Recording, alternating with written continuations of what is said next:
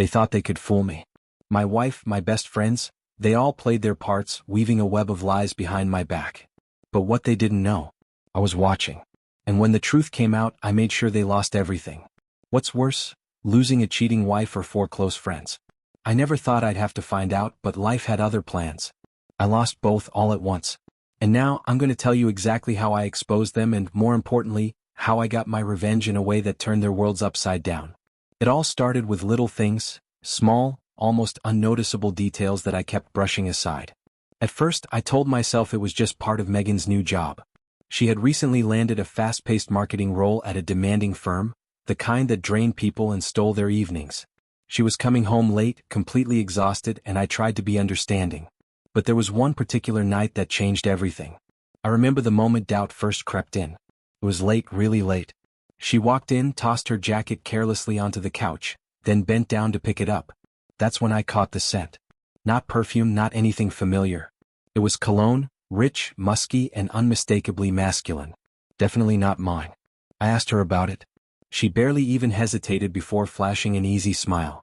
Oh, probably from one of the guys at work, she said like it was nothing. But to me it wasn't nothing.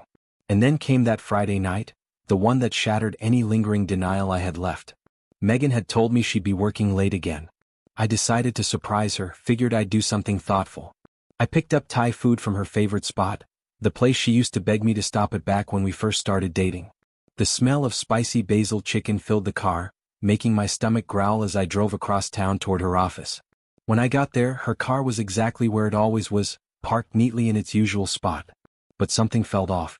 Her office floor was dark, the kind of empty that didn't look like someone was just wrapping up an email. I told myself to be patient. Maybe she was finishing up something important. 5 minutes turned into 10. Then 20. Then an hour. And that's when I saw her. Megan stepped through the lobby doors, but she wasn't alone. A man walked beside her, his face obscured by shadows, but his body language spoke volumes. They moved too closely, too comfortably. His hand brushed the small of her back, a touch that was too intimate, too familiar. Then she laughed. That carefree, effortless laugh. The kind she used to give me. I froze. Every instinct in me screamed to act, to lay on the horn, jump out of the car, and demand answers right then and there. But I didn't. Instead, I just sat there, gripping the steering wheel so hard I thought it might snap. I watched her, watched the way she leaned into him, laughing softly, tilting her head just so. The way she used to do with me. That moment felt like a blade sinking deep into my chest. When she finally walked through the front door that night, I was already in bed. I didn't say a word. I just lay there, my back to her, pretending to sleep while my mind raced in circles. Who was he? Just a colleague? Was I blowing things out of proportion? Or had I just seen the confirmation of something I'd been too afraid to admit? Morning came, and as always, I was up before her. I sat at the kitchen table, fingers curled around a steaming mug of black coffee, staring blankly as the first hints of daylight crept through the blinds. My thoughts were relentless. If I confronted her without solid proof, I could destroy everything for nothing. But the sinking feeling in my gut told me I wouldn't be wrong. Then it happened. A sign. She was at the counter, pouring coffee, when her phone screen lit up. It wasn't an outright smoking gun, but it sent a cold shiver down my spine. Same time as before. Let me know when you're free to talk. The sender? Just a single letter. D. I kept my expression neutral, pretending to skim headlines on my laptop, but my eyes kept darting back to her phone. She glanced at the screen, barely even blinked, then swiped the notification away like it meant nothing. And then, just like that, she turned to me, her voice light and casual. Another client dinner on Wednesday, she said, stirring milk into her coffee. I'll probably be home late. I nodded, keeping my face neutral, but inside my stomach was in knots. I wanted to ask, wanted to demand an answer. Who the hell was D? But I held back. If I pushed too hard, she'd get defensive. And what if I was wrong? What if all of this was just paranoia twisting my thoughts? One reckless accusation could destroy everything we had. So instead, I decided to test my suspicions. That afternoon, while Megan was out running errands, I went to the garage and grabbed a roll of duct tape. Her car was parked in the driveway, spotless as ever. Megan had always been obsessive about keeping it pristine, which suddenly felt ironic considering the mess I feared was unraveling beneath the surface. I tore off a strip of tape and pressed it firmly onto the driver's seat, smoothing it down with my palm to make sure it stuck. It was a simple trick, almost laughably childish in its simplicity. But it would tell me exactly what I needed to know. She got in and sat down, the tape would crease or shift. If it stayed perfectly smooth, that meant she wasn't using her car at all. And if she wasn't driving herself anywhere, then someone else was. That evening when she came home, I acted like everything was normal. I laughed about Sarah's latest obsession with building blanket forts in the living room and casually asked how her errands had gone. She responded with the same bright smile, the same vague answers she always gave. The next morning, as soon as she left for work, I went straight to her car. The tape was still there. Untouched. Not a single wrinkle. She hadn't used her car. Not even once. That meant she was going somewhere, but not alone. Questions slammed into me faster than I could process them. Was she catching rides with D? Was he the same man I saw outside her office? Was I piecing together something real, or was I just letting paranoia take over? Either way, I had my first undeniable clue. And I wasn't about to ignore it. I peeled the tape from the seat and crushed it in my palm. This wasn't the hard evidence I needed, not yet. But it was something. A crack in the surface. Standing there in the dim glow of the kitchen later that night, I forced myself to be patient. I had to keep watching, keep listening. I didn't know where this road would take me, but I was ready to follow it to the bitter end, no matter how much it hurt. Because if there was one thing I couldn't live with, it was uncertainty. Suspicion is a lonely thing. It eats at you, isolates you. But it also forces you to get creative. I knew I couldn't track Megan's every move alone, not without tipping my hand and sparking a confrontation I wasn't ready for. That's where my friends came in. I kept my approach casual, planting the idea like it was just a passing thought. She's been working crazy hours lately, I said, swirling my beer in my hand.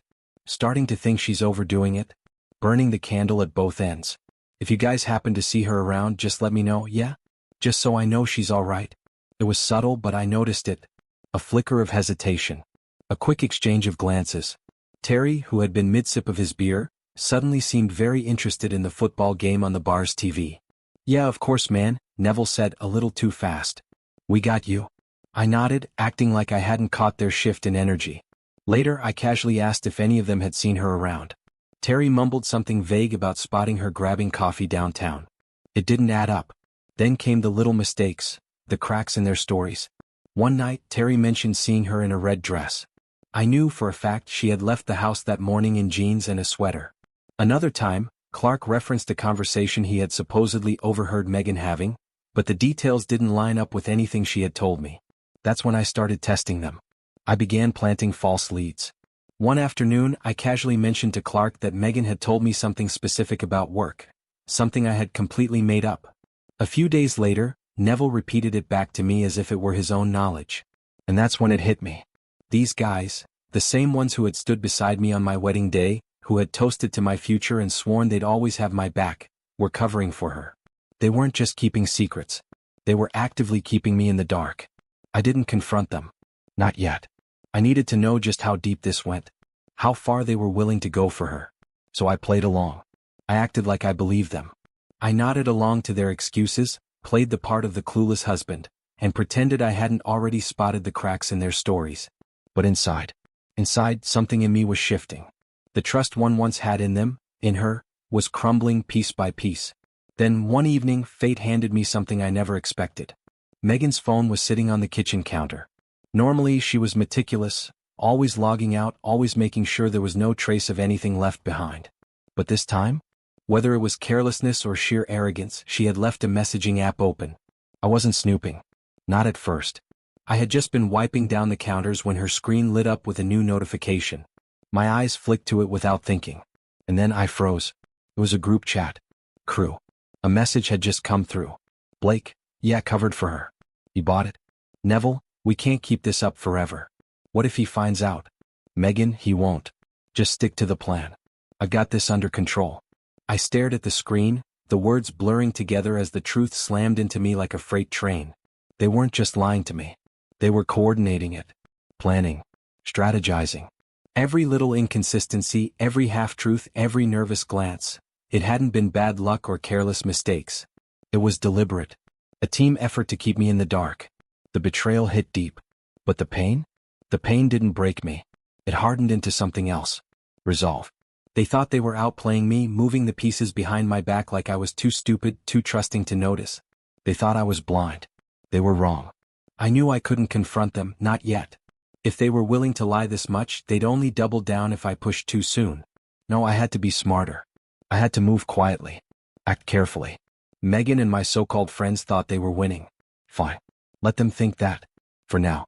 Because from this moment on, this wasn't about heartbreak anymore. This was about taking back control. I didn't have every detail figured out yet, but I knew one thing for certain. They had made their choice. Now, they were going to face the consequences. They say revenge is a dish best served cold. I wasn't about to explode in a fit of rage, throwing accusations and burning every bridge in one go. No, that would be too easy. Too reckless. If I was going to do this, it had to be precise, calculated. Every move had to be deliberate. And the first step? Divide and conquer. If my so-called friends had chosen sides, then I needed to make sure they weren't just fighting against me, I needed them fighting each other. One battle they could see and one they never even realized was happening. That's what led me to Terry's house. It was late afternoon when I knocked on the door. A few seconds later, the door swung open, and there stood Amy, Terry's wife, with their toddler clinging to her leg. "Jake. What a surprise," she said, adjusting the kid on her hip. "What brings you by?" I smiled politely and held up the empty case for my power drill. "Terry borrowed this a while back. Figured I'd swing by and grab it." She let out an exasperated sigh, rolling her eyes. "Of course he did. Come on in, I'll go get it." As I stepped inside, I took in the scene. Toys scattered across the floor, a basket of unfolded laundry on the couch, the lingering smell of coffee hanging in the air. I made my move carefully. "You holding up okay?" I asked, keeping my tone casual. She looked caught off guard by the question. "Yeah, why?" I gestured around the room. "I know how busy life gets with little ones running around, and Terry's been working crazy hours, hasn't he?" She sighed, rubbing her forehead as she sank onto the couch. "You have no idea," she muttered. "Some days it feels like I'm doing this on my own." There it was. The crack I needed. Over the next hour we talked. I didn't push. Didn't pry. I just listened.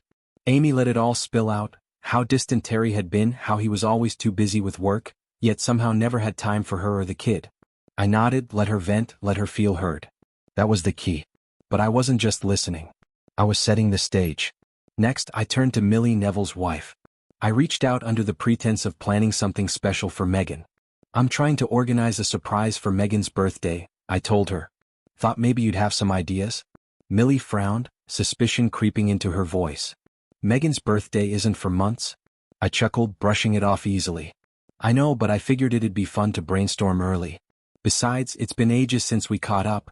That softened her. She agreed to meet me for coffee. I took my time. I asked about her kids, her job, her latest yoga retreat.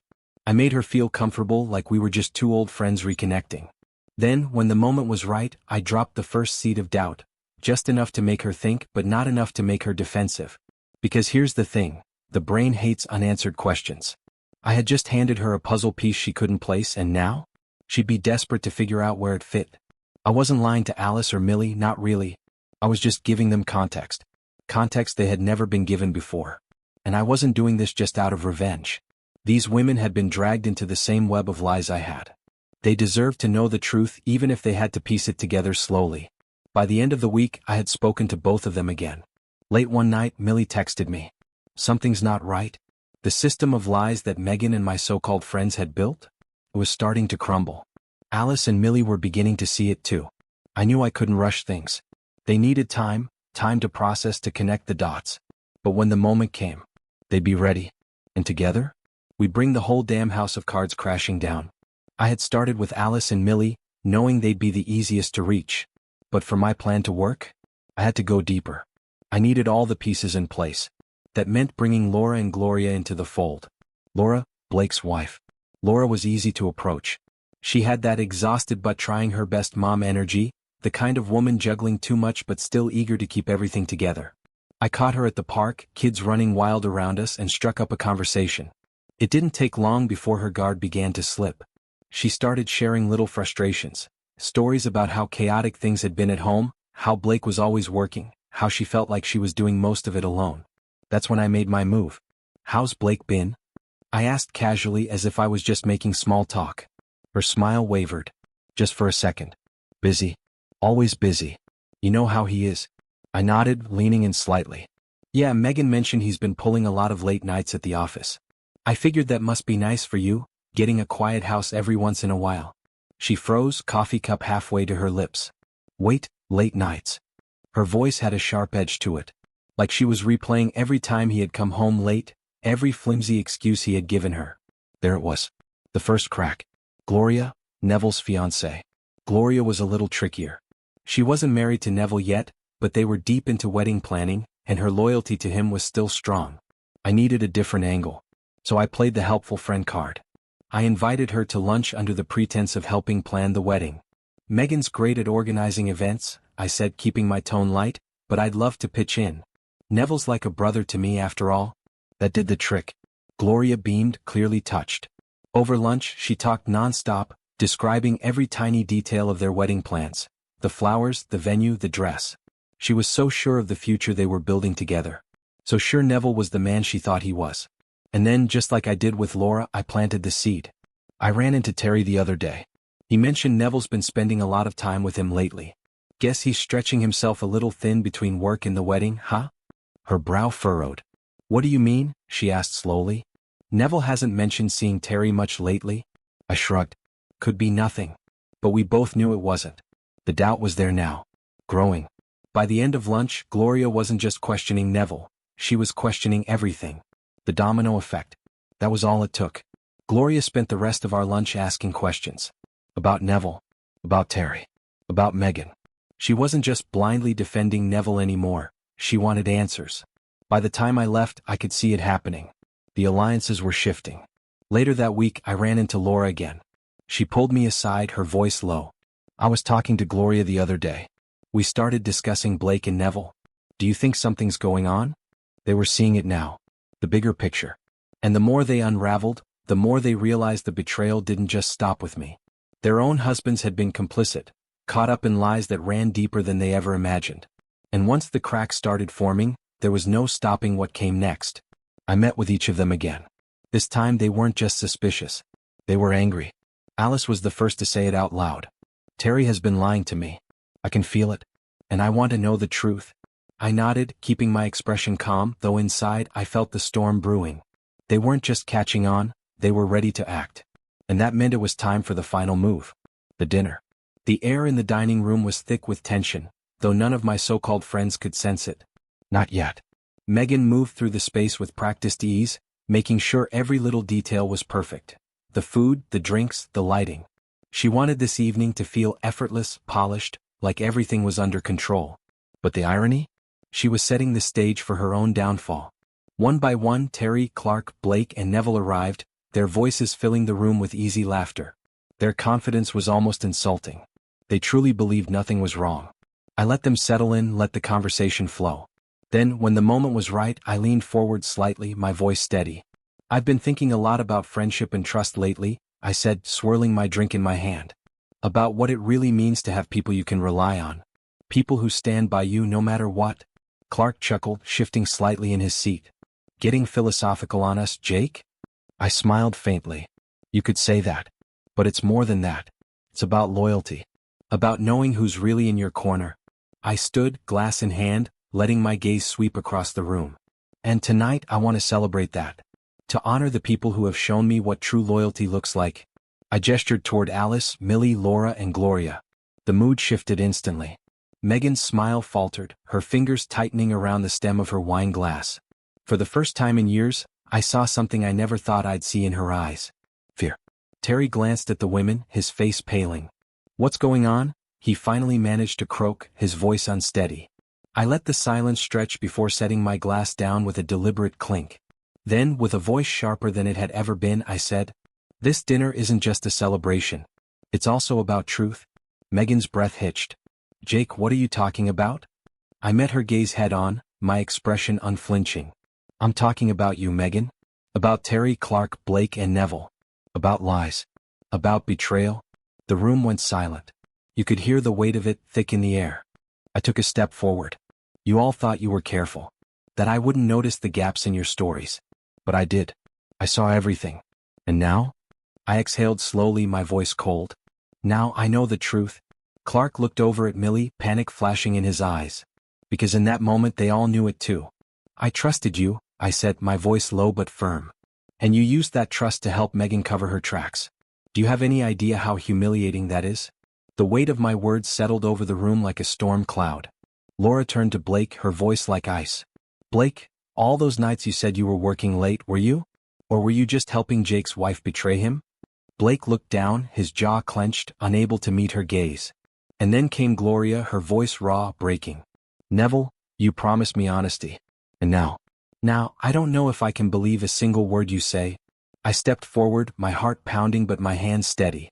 You didn't just stab me in the back, I said, my voice cutting through the thick silence. You twisted the knife. The room pulsed with unspoken truths, with regret they couldn't take back. Megan slowly sank into a chair, her head in her hands, while the men, my so-called friends, sat there hollow, defeated, exposed. The truth was out. The charade? Over. And this was just the beginning. The aftermath. Megan shot up from her seat, her voice shaking with anger. You're blowing this out of proportion, she yelled, her face flushed. Do you even understand what this will do to Rebecca? To our family? I let out a bitter laugh, shaking my head. Our family? I repeated. The same family you threw away the moment you decided to lie to me? The moment you decided I wasn't enough? Her mouth opened, but no words came out. Because it wasn't just me she had betrayed. It wasn't just my heart she had shattered. It was everything. The final blow. The truth didn't just come out in that room. Followed Megan. Everywhere. Photos of her with D, the man I had seen outside her office, were submitted as evidence, making any denials impossible. Bank statements revealed the money she had funneled away into secret accounts, proving just how deep her deception ran. And then there were the recordings, her own words, clear as day, admitting to everything. Her lawyer scrambled, grasping at straws, trying to argue that the evidence had been obtained unfairly. But the judge? The judge wasn't buying it. This is a clear pattern of deceit, he stated, his voice unwavering. And Mrs. Carter's reckless choices and unstable behavior make her unfit to be Rebecca's primary caregiver. Megan sat there, her face pale, her lips slightly parted as the verdict was delivered. For the first time in her life, she had lost. She had no excuses. No clever retorts. No way to twist the truth to her advantage. For once, Megan had to sit there and face the consequences of her own actions. The weight of everything she had done had finally caught up with her. As we stepped out of the courthouse, my lawyer, Naomi, clapped me on the back with a satisfied nod. That went better than expected, she said. You've got your life back, Jake. Now it's up to you to decide what to do with it. Megan, on the other hand, had other plans. She tried to spin a new story to anyone who would listen. He's bitter. He's trying to ruin my life because I left him. But the problem was no one was buying it. The truth was louder than her lies. The final blow. The real reckoning came at a neighborhood barbecue. Megan wasn't invited, but she showed up anyway. People noticed her immediately. Conversations stalled, laughter faded. Eyes flickered toward her, then away. No one quite knew how to react. She tried to play it off, plastering on that same confident smile, but something had shifted. The energy had changed. The whispers started. Some turned their backs. Others kept their distance. And Megan finally realized she wasn't welcome here. The truth comes out. I hadn't planned on confronting her that night. But fate had other plans. I watched as she moved through the crowd awkwardly, trying to slide into conversations that used to come so easily. But people only offered polite nods, avoiding eye contact, stepping away. Then across the yard, I caught Gloria and Millie exchanging glances. Gloria leaned in. It's time, Jake. I nodded. Took a slow, steady breath. And then I walked toward Megan. She saw me coming and stiffened. I kept my voice calm but firm. I think everyone here deserves to know the truth, Megan. The murmurs stopped. The whole yard seemed to hold its breath. You've spent months telling your side of the story, I continued. Maybe it's time they heard mine. Megan's face paled. Jake, don't. I turned to the crowd, my voice steady. She didn't just lie to me. She stole from me. Thousands of dollars.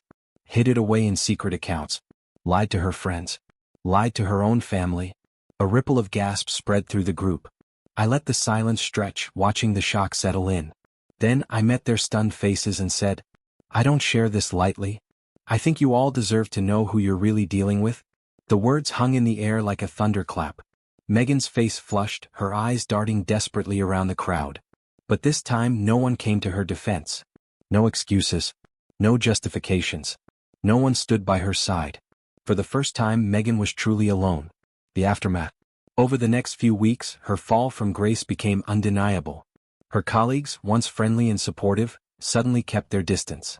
Nobody wanted to be associated with someone whose professional ethics were now under question. The life she had so carefully crafted, the perfect career, the perfect image, the perfect lies, was crumbling around her.